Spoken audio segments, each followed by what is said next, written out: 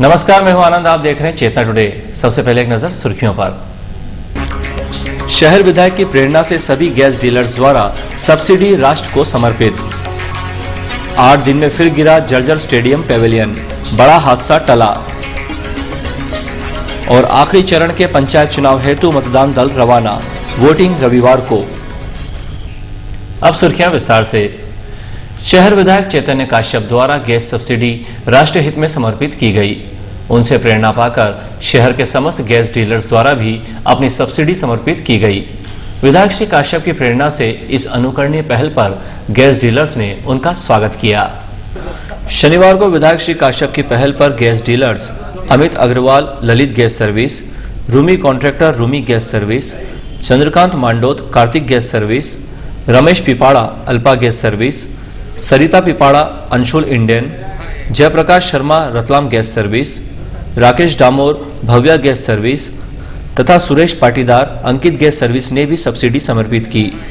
इस मौके पर इंडियन ऑयल कॉरपोरेशन सहायक प्रबंधक रतलाम ऋषिपाल सिंह के साथ सभी गैस डीलर्स ने इस अनुकरणीय प्रेरणा पर श्री काश्यप का अभिनंदन किया। यहां भाजपा जिलाध्यक्ष बजरंग पुरोहित एवं उपाध्यक्ष अशोक चौटाला उपस्थित थे। नेहरू स्टेडियम के जर्जर हो चुके पवेलियन का एक और हिस्सा शनिवार दोपहर अचानक गिर पड़ा। संयोग से जिस स्थान पर यह हादसा हुआ वहां रहने वाले निगमकर्मी परिवार आंगन में मौजूद नहीं थे, अन्यथा बड़ी जनहानि हो सकती थी। 8 दिन में हुए इस दूसरे हादसे में बाइक सहित अन्य सामान को नुकसान पहुंचा है। प्रत्यक्षदर्शियों के अनुसार नेहरू स्टेडियम के पवेलियन का ऊपरी हिस्सा, जिसके नीचे निगम कर्मियों के शासकीय आवास बने हुए हैं, वो हिस्सा शनिवार को भरभराकर गिर पड़ा। दोनों ही स्थानों पर 2 मकान बने हुए हैं जिनकी छत का छज्जा जर्जर हो चुका था। जिस जगह यह घटना हुई वहां निगम के लेखा विभाग में कार्यरत भंवरलाल ठक्कर तथा राजस्व में पदस्थ बलराज सिंह का परिवार निवास करता है। जिस समय छज्जा गिरा वहां आंगन में कोई भी मौजूद नहीं था।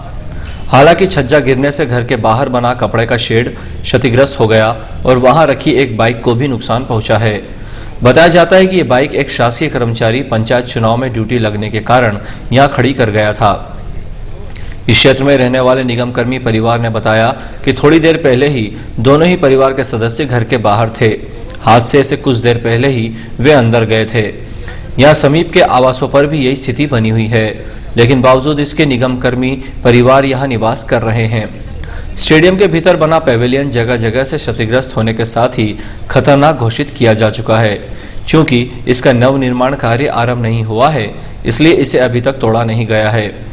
उल्लेखनीय है कि इसके पूर्व 12 फरवरी को भी यहाँ ऐसा ही एक हादसा हो चुका है।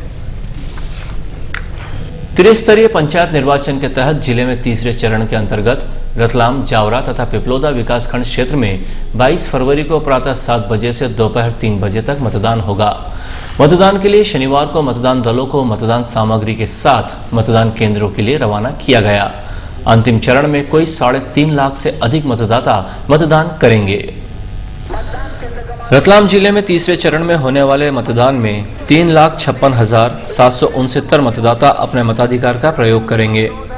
इनमें पुरुष मतदाता 1,82,064 तथा महिला मतदाता 1,74,697 हैं। वहीं 8 अन्य मतदाता हैं। तीसरे चरण के लिए रतलाम जिले के 3 जनपद क्षेत्रों में होने वाली मतदान प्रक्रिया के पूर्व आज रिटर्निंग अधिकारी मुख्यालय से मतदान दलों को मतदान सामग्री के साथ रवाना किया गया। रतलाम जनपद क्षेत्र के लिए दलों को शासकीय कन्या महाविद्यालय रतलाम से, जावरा के लिए भगत सिंह महाविद्यालय जावरा से तथा पिपलोदा के लिए डाइट पिपलोदा से मतदान सामग्री का वितरण किया गया। सेक्टर अधिकारी के निर्देशन में दलों को मतदान केंद्रों पर पहुंचाया गया। रतलाम में सामग्री वितरण स्थल पर अपर कलेक्टर कैलाश वानखेड़े, रिटर्निंग अधिकारी अवधेश शर्मा, अनुविभागीय अधिकारी रतलाम शहर सुनील कुमार झा, सेलाना वीरेंद्र कटारे उपस्थित थे। उल्लेखनीय है कि रतलाम जनपद क्षेत्र में 25 जनपद वार्ड क्षेत्र हैं। ग्राम पंचायतों की संख्या 96 तथा उनके वार्डों की संख्या 1700 है। यहाँ मतदाताओं की कुल संख्या 1,68,799 है। रतलाम विकासखंड में कुल 333 मतदान केंद्र हैं, जहां 1830 मतदान कर्मियों के माध्यम से मतदान पूर्ण कराया जाएगा।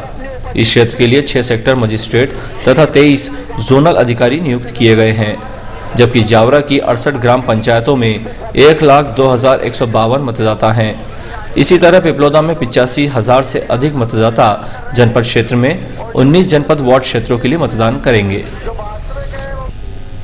रेल कर्मियों के स्वास्थ्य परीक्षण के लिए रेलवे ने विभागवार मुहिम शुरू की है। इसी क्रम में सबसे पहले IOW के कर्मचारियों का परीक्षण किया गया। कुछ मरीजों को रेलवे चिकित्सालय समुचित उपचार के लिए भेजा गया। मौसमजन्य बीमारियों एवं स्वाइन फ्लू के मद्देनजर मंडल रेल प्रशासन ने सतर्कता बरतते हुए स्वास्थ्य परीक्षण शिविर शुरू किए हैं। स्टेशन के प्लेटफॉर्म क्रमांक 7 के समीप स्थित IOW की 2 शाखाओं के साथ ही एक अन्य विभाग के कर्मचारियों का ब्लड प्रेशर, ब्लड टेस्ट सहित अन्य जांचें की गई। दोनों ही विभाग के करीब 200 से अधिक कर्मचारियों का रेलवे चिकित्सालय से आए दल ने परीक्षण किया।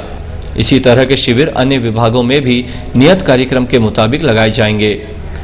शिविर के बारे में विभागीय कर्मी रणजीत सिंह ने बताया। ये स्वास्थ्य परीक्षण रखा गया है रेलवे अस्पताल के द्वारा। तो स्वास्थ्य परीक्षण का आज पहला दिन है और आज RW ऑफिस, BRI ऑफिस और IW2 ऑफिस, इसके अंदर स्वास्थ्य परीक्षण चल रहा है।